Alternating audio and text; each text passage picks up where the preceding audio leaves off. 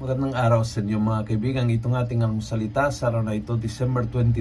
Ang ebanghelyo natin ay Luke 2:22-35.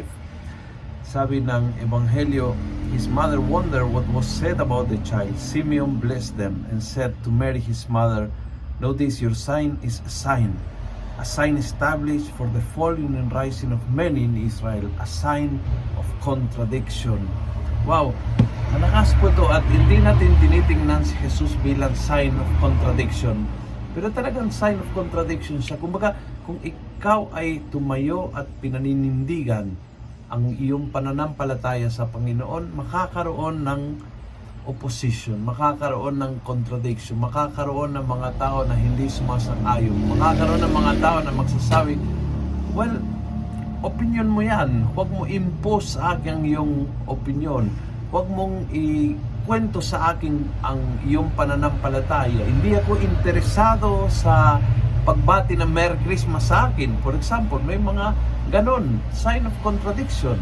And you can say, okay, so no one will be offended. Ako'y magbabati lang ng Happy Holidays. Or pwede mong sabihin, no, maninindigan ako sa akin pananampalataya. Kung may ma-offend, edi ma-offend. Problema niya yon. Kasi hindi ako nag-aatake, nag-iinsulto, kundi ako ay nagpahayag ang aking pananampalataya. At kung may mga tao na na-offend, na-oppose, lumalaban o nag-uusig dahil sa aking pananampalataya, so be it. Yun ang point. So be it.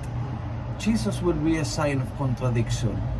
Hindi yung lahat ay maging maayos, smooth, at walang pagtalo-talo, walang pag-away-away, walang pakakampi-kampi. No, He will be a sign of contradiction.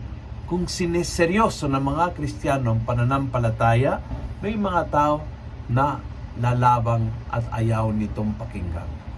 Kung gusto mo ang video ito, pass it on. Punuin natin ng good news ang social media at gawin natin viral araw-araw ang salita ng Diyos. And God bless.